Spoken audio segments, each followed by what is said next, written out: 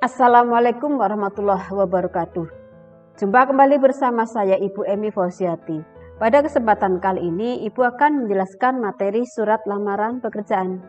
Materi kelas 12 semester 1. Adapun kompetensi dasarnya adalah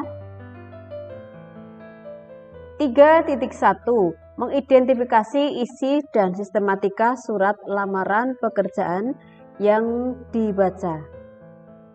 Indikator pencapaian kompetensinya adalah: yang pertama, mendata isi dan sistematika dalam surat lamaran pekerjaan.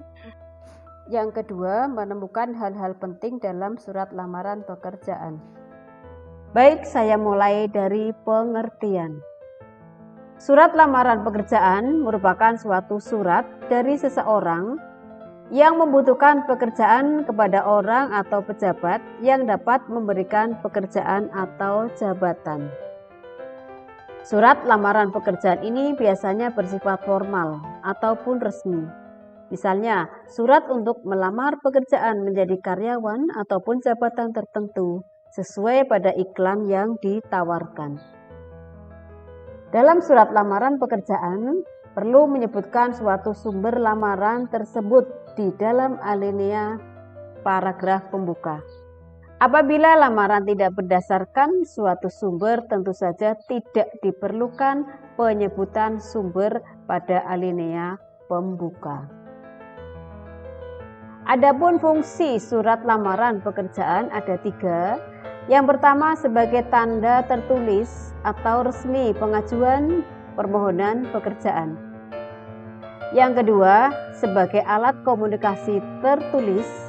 Dan yang ketiga, sebagai bahan pertimbangan.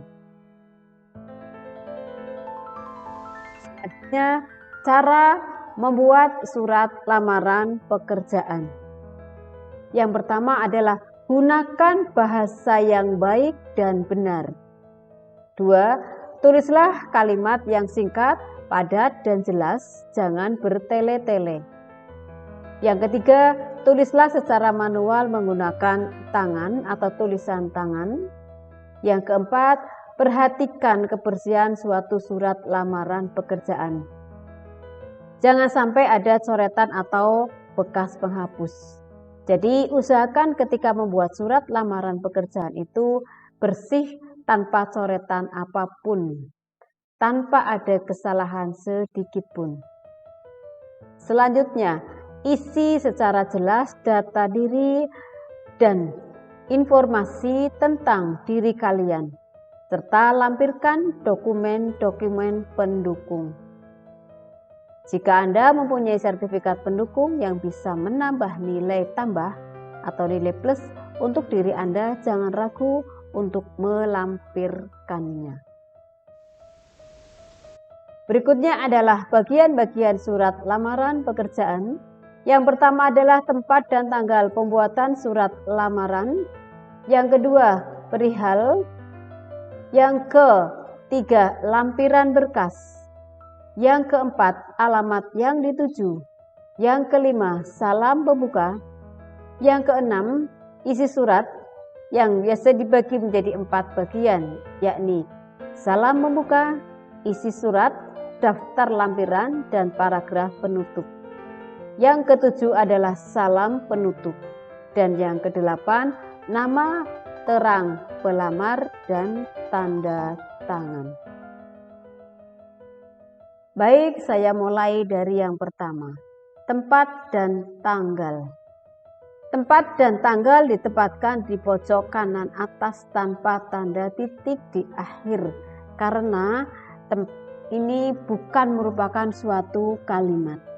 Contoh, Bandung 28 Agustus 2018. Bandung huruf B diawali kapital karena ini nama tempat, kemudian tanda baca koma, kemudian tanggal ditulis dengan menggunakan angka, bulan ditulis menggunakan huruf, tahun ditulis secara lengkap 2018 tanpa tanda baca titik. Yang kedua, lampiran dan perihal. Kata lampiran dan perihal tidak bisa disingkat seperti lam atau hal. Jadi ditulis lengkap lampiran perihal. Contoh, lampiran 1 lembar perihal lamaran pekerjaan. Bagian surat lamaran pekerjaan yang ketiga adalah alamat surat. Di dalam penulisan alamat surat tidak diawali dengan menggunakan kata kepada, tetapi langsung dengan YTH. Yang kedua, alamat yang disarankan ditulis tidak lebih dari 3 baris. Yang penting jelas, singkat, tapi lengkap. Kemudian jabatan tidak boleh menggunakan jenis kelamin seperti halnya bapak atau ibu. Yang berikutnya, tulisan jalan tidak boleh disingkat JLN atau JL. Jadi di dalam menulis alamat surat, jalan ditulis jalan begitu secara lengkap. Kemudian tidak boleh menggunakan tanda titik di masing-masing akhir barisnya. Contoh alamat surat YTH tanpa diawali kepada. Kemudian setiap kata diawali dengan menggunakan huruf kapital. Tidak ada tanda titik di akhir baris. Bandung, huruf kapitalnya hanya pada huruf B, tidak boleh kapital semua. Ini bagian alamat surat. Yang selanjutnya adalah salam pembuka. Setelah penulisan dengan hormat D kapital H kecil, maka diakhiri dengan tanda baca koma. Kata dengan hormat sebaiknya dapat dijadikan satu dengan kalimat selanjutnya. Walaupun jika diganti baris seperti biasa juga tetap boleh digunakan. Contoh, dengan hormat D-nya kapital, hanya kecil, kemudian tanda baca koma. Bisa dilanjutkan dengan kalimat berdasarkan iklan dan sebagainya. Atau dapat juga dengan menggunakan model yang kedua, dengan hormat tetap D kapital, H kecil, tanda baca koma, kemudian kalimat pembukanya pada baris seterusnya. Ini bisa tetap digunakan. Selanjutnya alinea pembuka. Di dalam alinea pembuka sebaiknya harus menggunakan bahasa yang baik dan sopan. Hal ini agar instansi yang dituju yang membacanya tidak merasa tersinggung. Kemudian isi. Di dalam isi terdapat identitas, yaitu suatu keterangan berupa nama, tempat tanggal lahir, alamat, pendidikan terakhir, dan dapat juga ditambah lagi sesuai dengan kebutuhan. Di dalam menuliskan suatu keterangan, awalan setiap kata tidak diawali dengan menggunakan huruf kapital, karena ini merupakan rincian kalimat sebelumnya. Jadi N, T, P, A, N pada nama, T pada tempat, P pada pendidikan, A pada alamat tidak diawali menggunakan huruf kapital.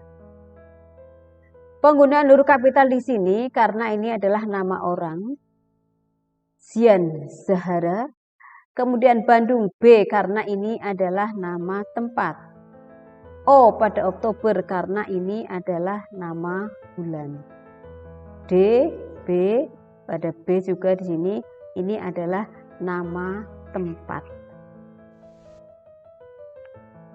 Maksud dan tujuan merupakan suatu keterangan tentang alasan pengirim atau pelamar menulis pekerjaan tersebut. Bermaksud untuk melamar pekerjaan pada perusahaan yang Bapak pimpin, misalnya seperti itu. Kemudian dalam lamaran pekerjaan ini juga terdapat beberapa lampiran tentang syarat yang diminta oleh instansi yang membutuhkan pekerjaan. Maka sang pelamar harus memenuhi lampiran yang diminta tersebut.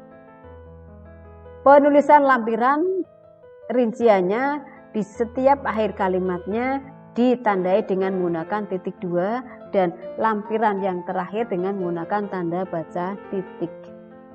Contoh, fotokopi ijazah yang telah dilegalisasi ini titik 2, fotokopi KTP, nah yang terakhir ini titik.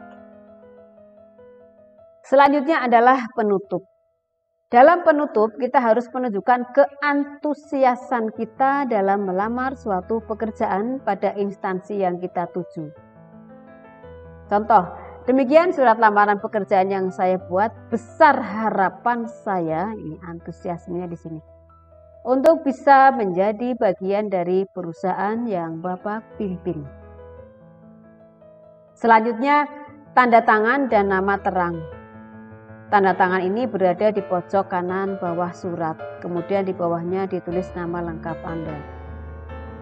Salam penutupnya, kemudian dengan hormat, ini nama dan tangan. Baik, selanjutnya adalah contoh surat lamaran pekerjaan. Surat yang dibuat di Bandung 27 Juni 2021. Perihal lamaran pekerjaan lampiran 5 lembar. Yang terhormat, Pimpinan Personalia PT Saputra Jalan Jenderal Sudirman, Jakarta. Dengan hormat, berdasarkan iklan yang dimuat di Harian Suara Merdeka 25 Juni 2021 mengenai lowongan pekerjaan di bidang administrasi, saya memberanikan diri mengajukan lamaran pada bidang tersebut. Adapun kualifikasi saya sebagai berikut: nama, tempat tanggal lahir, jenis kelamin, pendidikan, alamat, nomor telepon atau HP. Dengan ini menyampaikan suatu permohonan kepada Bapak atau Ibu agar kiranya dapat diangkat menjadi pegawai di perusahaan yang Bapak atau Ibu pimpin. Sebagai bahan pertimbangan, bersama ini saya lampirkan 1, 2, 3, 4, 5. Dengan demikian permohonan ini saya sampaikan, besar harapan saya kiranya Bapak atau Ibu dapat mempertimbangkan. Atas perkenan Bapak Ibu mempertimbangkan surat lamaran ini, saya mengucapkan terima kasih. Hormat saya, Zainab Saharani. Demikian pembelajaran kali ini. Semangat belajar dan jangan lupa tetap jaga prokes. Assalamualaikum warahmatullahi wabarakatuh.